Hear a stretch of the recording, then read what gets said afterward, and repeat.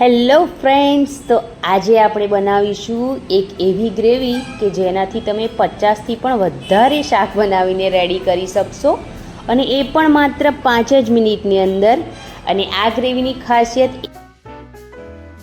એ છે કે આ ગ્રેવીમાં આપણે ડુંગળી કે પછી લસણનો ઉપયોગ બિલકુલ નથી કર્યો, તો પણ આ ગ્રેવી એકદમ ટેસ્ટી બનીને રેડી થાય છે અને તમને ખૂબ જ પસંદ આવશે, એ મારી ગેરંટી છે. તો ચલો શરૂ કરીએ. સ્વાગત છે તમારું મારી ચેનલ વાઘેલાસ ખાના ખજાનામાં. જો તમને મારી રેસીપી ગમે તો પ્લીઝ મારી ચેનલને જરૂરથી સબસ્ક્રાઈબ કરી લેજો અને બેલ આઇકન ઘંટી જરૂરથી દબાવી લેજો. તો અહીંયા મેં 500 ગ્રામ ટામેટાં લઈ લીધા છે, તેને રફલી કટ કરી અને તેની સાથે 2 શિમલા મિર્ચને પણ કટ કરીને લીધા છે. અને તેલ ગરમ કરવા માટે મૂકી દીધું છે મેં. અને અહીંયા થોડા આખા મસાલા લીધા છે, તેજ પત્તા છે, દાલચીની છે, લવિંગ છે, મરી છે અને 2 ઇલાયચી છે. તો પહેલાં તેને થોડા ફ્રાય કરી લઈશું.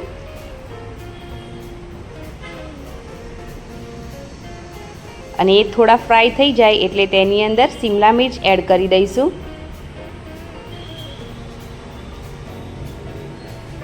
શિમલા મિર્ચ તેની જે ખુશ્બુ છે એ ખૂબ જ સરસ આવે છે અને એ થોડા મીઠા પણ હોય છે. તો તેને 1 મિનિટ માટે જ આપણે કૂક થવા દેવાના છે અને 1 મિનિટ પછી તેની અંદર કાજુ એડ કરી દઈશું. અને કાજુને પણ એકદમ સરસ ફ્રાય કરી લઈશું. કાજુને વધારે ફ્રાય નથી કરવાના, નહીં તો તે કડવા થઈ જાય છે. અને તેની સાથે જ આપણે અહીંયા મોળા મરચાં લીધા છે, તેને પણ એડ કરી દઈશું. આ જે ગ્રેવી છે તેની અંદર તીખા મરચાંનો ઉપયોગ બિલકુલ નથી કરવાનો, જેથી ગ્રેવી છે એ તીખી ના થઈ જાય, એટલા માટે મોળા જ મરચાંનો ઉપયોગ કરવાનો છે. અને તેને પણ ફ્રાય થવા દઈશું. તો એકદમ સરસ શિમલા મિર્ચ અને મરચાં, કાજુ બધું જ ફ્રાય થઈ ગયું છે. તો જે કટ કરીને ટામેટાં રાખ્યા છે તેને પણ એડ કરી દઈશું અને તેને પણ એકદમ સારી રીતે મિક્સ કરી લઈશું. આ ગ્રેવીની અંદર આપણે પાણીનો બિલકુલ અત્યારે ઉપયોગ નથી કરવાનો. જે ટામેટાનું પાણી હશે તેમાં જ આપણે ટામેટાને કૂક કરવાના છે.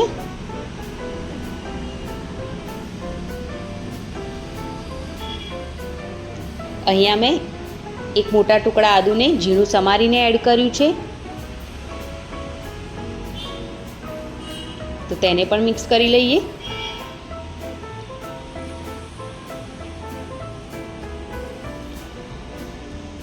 અને મેં અહીંયા 1 કલાક માટે આખા લાલ મરચાંને પલાળીને રાખ્યા હતા પાણીમાં, તો તેને પણ એડ કરીશું. આ પણ મરચાં મોળા જ છે અને જો તમારી પાસે તીખા મરચાં હોય તો તેના બીજ કાઢી નાખવાના છે. 1 ચપટી જેટલી જ હળદર નાખવાની છે અને સ્વાદ પ્રમાણે મીઠું એડ કરી દેવાનું છે, જેથી ફટાફટ ટામેટાં કૂક થઈ જાય. હળદર જો વધારે એડ કરીશું ને તો હળદર જેમ જેમ વધારે કૂક થાય છે તેમ તેમ કાળી પડતી જાય છે. અને અહીંયા મેં 1 ચમચી ભરીને જીરું એડ કર્યું છે અને 1 ચમચી ભરીને જ આખા ધાણા એડ કર્યા છે. તો તેને પણ એકદમ સારી રીતે મિક્સ કરી લઈશું આપણે. અહીંયા હજુ આપણે પાવડર મસાલા પણ એડ કરીશું આગળ. હવે એકદમ સરસ મિક્સ કરી લીધા પછી ઢાંકણ ઢાંકીને 15 મિનિટ જેવું આપણે તેને કૂક કરવાનું છે. તો અહીંયા લાસ્ટમાં થોડા ધાણા એડ કરી દઈશું. આ ધાણા છે તે તમે દાંડી સાથે પણ એડ કરી શકો છો. તેનો ટેસ્ટ ખૂબ જ સરસ આવે છે અને સ્વાદ પણ સરસ આવે છે, એટલે ધાણા જરૂરથી એડ કરવાના છે. તો તેને પણ મિક્સ કરી લઈશું.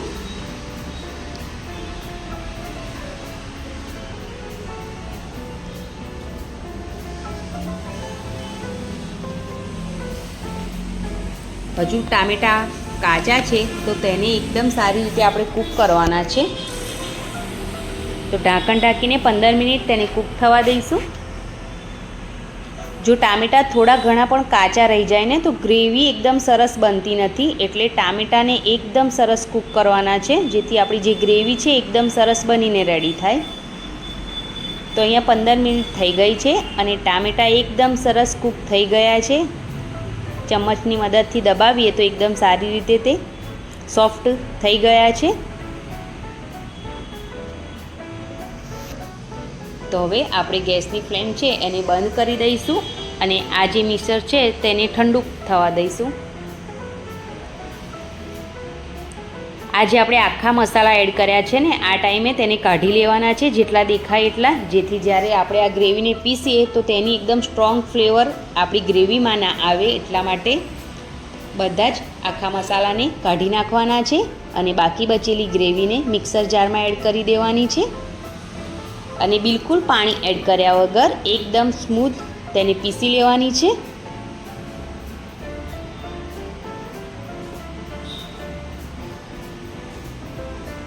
તો ગ્રેવી છે એકદમ સરસ સ્મૂથ પીસાઈ ગઈ છે, તમે જોઈ શકો છો તેમ.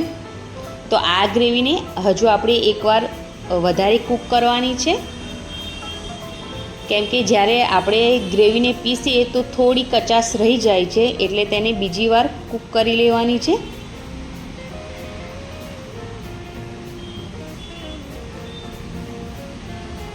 એકદમ સરસ ગ્રેવી પીસાઈને રેડી થઈ ગઈ છે. તો એક મસાલો કરી લઈએ. તો તેના માટે મેં અહીંયા એક બાઉલમાં 2 ચમચી કાશ્મીરી લાલ મરચું એડ કર્યું છે, 1 ચપટી જેટલી હળદર એડ કરી છે અને 2 ચમચી જેટલું ધાણા જીરું પાવડર એડ કર્યું છે.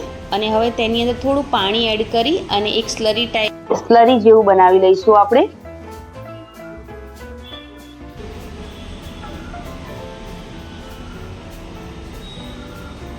તો રેડી છે આ. હવે એક કઢાઈ મૂકીશું, થોડી મોટી જ જે કઢાઈ આવે તેને લેવાની છે અને તેની અંદર તેલ થોડું વધારે જ પ્રમાણમાં એડ કરવાનું છે અને તેની અંદર અડધી ચમચી જેટલી હિંગ એડ કરીશું અને ત્યાર પછી જે આપણે મસાલાને પાણી સાથે બનાવ્યો તેને એડ કરીશું અને તેને મસાલાને એકદમ સારી રીતે તેલ સાથે કૂક કરી લઈશું.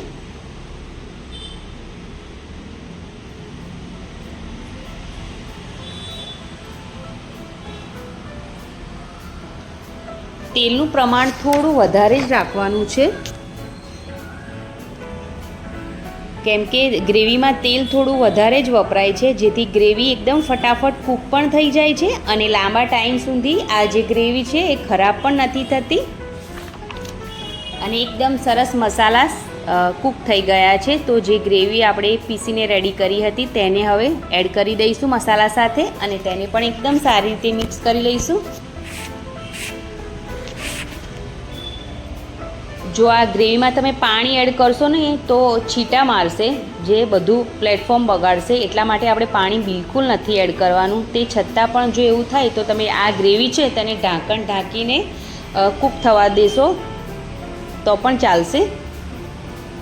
તો અહીંયા હવે 7 થી 8 મિનિટ જેવું ઢાંકણ ઢાંકીને આ ગ્રેવીને આપણે કૂક થવા દઈશું.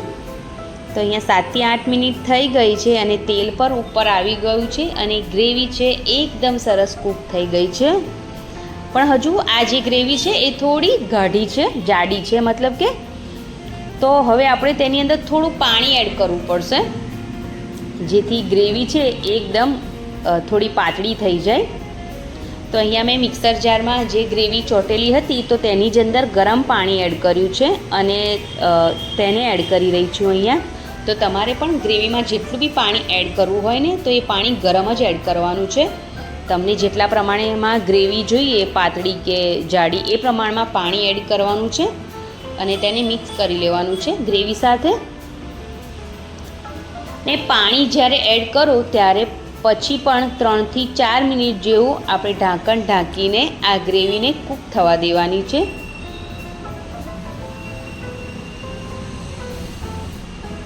તો અહીંયા 4 થી 5 મિનિટ જેવું ઢાંકણ ઢાંકીને હું આ ગ્રેવીને કૂક થવા દઈ રહી છું. તમે જોઈ શકો છો કે એકદમ સરસ હવે ગ્રેવી છે એ કૂક થઈ ગઈ છે અને રેડી પણ થઈ ગઈ છે. તો તેને એકવાર ફરીવાર મિક્સ કરી લઈશું આપણે અને એકદમ આસાનીથી ઘરે જ 50થી વધારે શાક બનાવી શકો તેવી ગ્રેવી રેડી થઈ ગઈ છે. તો અહીંયા આપણે ગેસની ફ્લેમ હવે બંધ કરી દઈશું, કેમ કે જે આ ગ્રેવી છે એ રેડી થઈ ગઈ છે. જ્યારે પણ તમારે આ ગ્રેવીનો ઉપયોગ કરવો હોય ત્યારે તમે કોઈ પણ શાકમાં આ ગ્રેવીનો ઉપયોગ કરી શકો છો.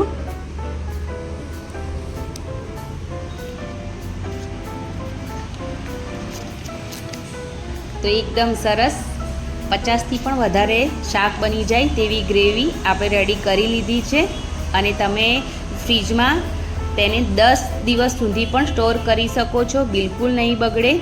બસ ખાલી વાત. તો જ્યારે પણ તમે આ ગ્રેવીને કાઢો તે વાસણ કે ચમચીનો ઉપયોગ કરો, તે પાણીવાળું ના હોવું જોઈએ. તો આરામથી આ ગ્રેવી તમે સ્ટોર કરી શકશો અને જ્યારે પણ મન હોય ત્યારે કોઈ પણ પ્રકારનું શાક તમે આ ગ્રેવીથી રેડી કરી શકશો. તો તમને જો મારી આજની આ રેસીપી પસંદ આવી હોય ગ્રેવીની, તો પ્લીઝ મારી ચેનલને જરૂરથી સબસ્ક્રાઈબ કરી લેજો, લાઈક જરૂરથી કરજો, ફ્રેન્ડ્સ અને ફેમિલી મેમ્બરમાં આ વિડીયોને જરૂરથી શેર કરજો. Thanks for watching. Bye bye. Take care.